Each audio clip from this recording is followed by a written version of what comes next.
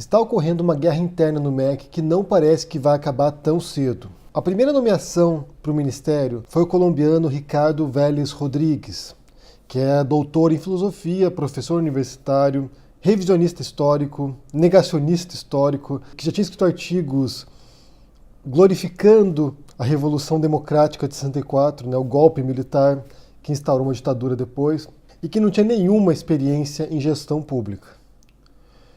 Como a gente sabe, o que se desenrolou depois disso foi uma sucessão de erros, de caos. Mas para entender como chegou a esse ponto, a gente tem que entender a influência que o Olavo de Carvalho tem nesse governo. Pois essa guerra dentro do MEC é uma guerra principalmente ideológica, de diferentes grupos, diferentes núcleos ali dentro que estão lutando pelo controle. Por um lado, você tem os olavistas, pertencentes ao grupo desse ideólogo do governo. Por outro lado, você tem a ala militar, que está tentando apagar alguns dos incêndios, e você tem a ala técnica dos funcionários de carreira que estão também envolvidos no meio dessa confusão. Mas quem é o Olavo de Carvalho? E como ele chegou a essa posição de influenciar o governo do Bolsonaro? O Olavo de Carvalho é um autoproclamado filósofo. Na verdade, a história dele é bastante complicada se você analisar a trajetória dele.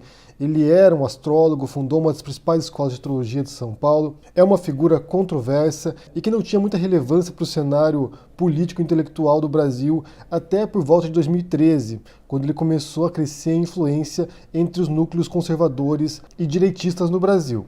Então surgiu o slogan "O Olavo tem razão", porque, segundo o Olavo, e aqui é importante a gente compreender, existe uma maquinação, existe uma organização da esquerda para controlar as instituições no Brasil e no mundo, não apenas no Brasil. Então seria através da educação, das universidades, das escolas, da arte, da cultura, que a esquerda dominaria o debate político e assim chegaria ao poder. Isso aqui é um breve resumo do que é o marxismo cultural, daquilo que se entende como marxismo cultural, que é uma teoria conspiratória importada dos Estados Unidos. Surgiu lá e depois o Olavo de Carvalho, junto com outras pessoas também, importaram essa teoria conspiratória para o Brasil.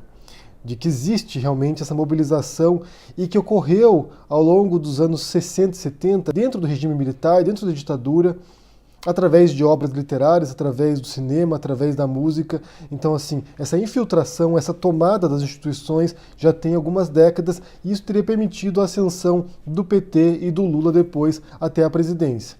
Então, isso foi uma obra planejada, não foi algo acidental. O Olavo de Carvalho se enxerga como alguém que vai libertar o Brasil das garras do comunismo, do socialismo e desse marxismo cultural. Então ele vem como uma contraposição a essa hegemonia, de acordo com um trecho da obra do Gramsci, do autor italiano Antonio Gramsci, que era um autor marxista, desta hegemonia intelectual. Então o Olavo seria um salvador da pátria, ele seria alguém que salvaria o Brasil dessa dominação esquerdista, e que resgataria os verdadeiros valores cristãos conservadores dos brasileiros, que segundo ele estão na base da sociedade brasileira. O fato é, por mais que sejam teorias conspiratórias, paranoicas, de um domínio dos comunistas sobre o Brasil e o mundo, essas ideias acabaram se filtrando no imaginário de uma parcela da população brasileira, dos conservadores principalmente, e se propagaram. Essa noção desse controle da esquerda sobre as instituições foi um dos motes, foi um dos lemas do Bolsonaro ao longo da campanha dele. E só lembrando também que o Eduardo Bolsonaro e o Flávio Bolsonaro são olavistas. O Flávio Bolsonaro esteve nos Estados Unidos alguns anos atrás para condecorar o Olavo de Carvalho. O Eduardo tem como principal referência, segundo o Eduardo Bolsonaro, se o Brasil chegou a essa condição hoje, de ter o Bolsonaro no poder, foi graças ao Olavo de Carvalho. Foi graças aos livros do Olavo de Carvalho e às ideias do Olavo. O próprio projeto Escola Sem Partido também parte dessa noção de que essa hegemonia intelectual da esquerda estaria dominando as escolas e doutrinando os alunos, levando os jovens a uma luta revolucionária contra os valores cristãos ocidentais. O Paulo Freire é um dos grandes vilões nessa teoria maluca deles. Eu quero citar aqui um trecho do plano de governo do Bolsonaro, isso durante a campanha eleitoral ainda, quando ele fala sobre a educação. Ele não fala muito sobre a educação, sobre o que ele pretende para a educação, mas tem esse trecho aqui, olha. Além de mudar o método de gestão, na educação também precisamos revisar e modernizar o conteúdo. Isso inclui a alfabetização, expurgando a ideologia de Paulo Freire, mudando a Base Nacional Comum Curricular, BNCC, e impedindo a aprovação automática e a própria questão de disciplina dentro das escolas. E depois ele segue. um dos maiores males atuais é a forte doutrinação. Então você parte dessa noção de que as escolas são centros de doutrinação da esquerda. E que para isso você precisaria revisar as práticas e a teoria por trás disso. O Bolsonaro foi um que se propôs a governar sem viés ideológico e, no fundo, no cerne do governo do Bolsonaro, tem uma profunda agenda ideológica para combater esse suposto domínio da esquerda sobre o conhecimento, sobre a educação, sobre as artes. E isso aqui, esse combate ao marxismo cultural, está na base dessas indicações para o MEC agora, e dessa disputa ideológica no interior do Ministério. Essa guerra se deu após a indicação do Vélez e também da ala olavista dentro do Ministério, que vem com essa noção ensandecida de alterar essa proposta ideológica mesmo da educação, de desmantelar o legado do Paulo Freire, de reescrever a história, de negar a história como propunha o próprio Vélez, de que o golpe militar, por exemplo, foi uma decisão democrática para evitar o domínio do comunismo no Brasil, que o Brasil evitasse virar uma Cuba. E essa ala olavista, com essa visão distorcida da realidade, inevitavelmente entrou em confronto com a parte dos militares que foram chamados para ajudar ali a controlar o que estava acontecendo e com os funcionários técnicos que já estão ali há muito tempo e que vão continuar no ministério mesmo após o fim do governo do Bolsonaro. Então eu repito, a essência da disputa dentro do MEC é principalmente ideológica. É claro que envolve uma questão de falta de gestão, de incompetência do Vélez, mas no fundo que há essa luta contra o marxismo cultural, né, essa suposta dominação da esquerda sobre a cultura e a educação, e parte das teorias do Olavo de Carvalho. E esse viés ideológico muito determinante foi o que levou a alguns dos escândalos no começo do governo do Bolsonaro no MEC. Como, por exemplo, quando o Vélez ordenou que mandassem uma carta para as escolas para que filmassem os alunos cantando o hino nacional e recitando o slogan do governo do Bolsonaro. Foi esse conflito ideológico que também levou a algumas exonerações e remanejamentos de olavistas no interior do MEC, para tentar controlar essa sangria no interior do Ministério. E isso levou a uma retaliação do Olavo de Carvalho nas redes sociais, atacando o Vélez, atacando o MEC, atacando os militares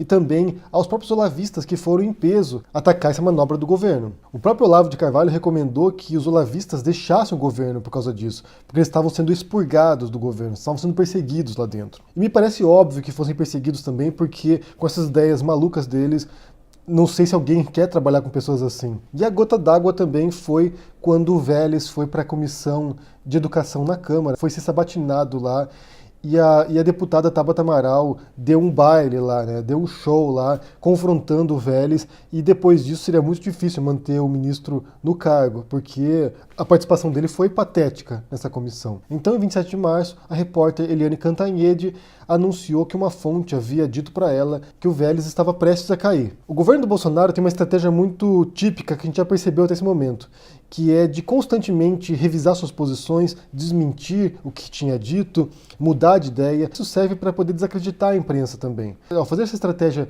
de confundir, de desinformar, elimina um dos pilares da democracia, que é a imprensa livre. Sendo assim, ele postergou a exoneração do Vélez por mais alguns dias para poder também abalar um pouco a credibilidade da repórter. E essa semana, finalmente, ele bateu o martelo e o Vélez caiu. Quem tinha qualquer ilusão de que o Bolsonaro escolheria alguém técnico de fato, alguém que pudesse fazer alguma coisa no MEC, sem essas teorias conspiratórias por trás, na base, logo se frustrou, porque a nomeação foi agora para o Abraham Weintraub, que também não tem experiência em gestão pública e é da ala olavista. Ele é um olavista. Ano passado, num evento, ele declarou isso, né? Ele falou abertamente sobre o marxismo cultural, sobre essa hegemonia da esquerda no Brasil e no mundo e como isso estava afetando a educação brasileira. Já há uma promessa de reduzir a influência dos militares no MEC e também de trazer de volta os olavistas que foram realocados. Então essa troca no MEC indica que tudo vai ficar igual. Trocaram um negacionista histórico como o Vélez para colocar um teórico da conspiração como o Weintraub. De linha olavista. Tudo indica que a guerra interna no MEC vai prosseguir. Vai continuar sim, porque o Bolsonaro já demonstrou que não tem o menor interesse em governar como um governante normal, como um presidente que sabe o que faz. A intenção do Bolsonaro é instaurar o caos. E essa é uma proposta altamente ideológica. Eu quero saber o que vocês pensam sobre essa questão do MEC, se vocês estão acompanhando o que está acontecendo no MEC, se haverá alguma saída, se o Weintraub promete ser melhor ou pior do que o Vélez, ou igual também. O que você pensa sobre isso aí? Eu quero saber o que você pensa. Deixa aqui no comentário aqui embaixo, deixa o joinha, assine o canal da Carta Capital e a gente se vê por aí. Abraço e até mais. Tchau!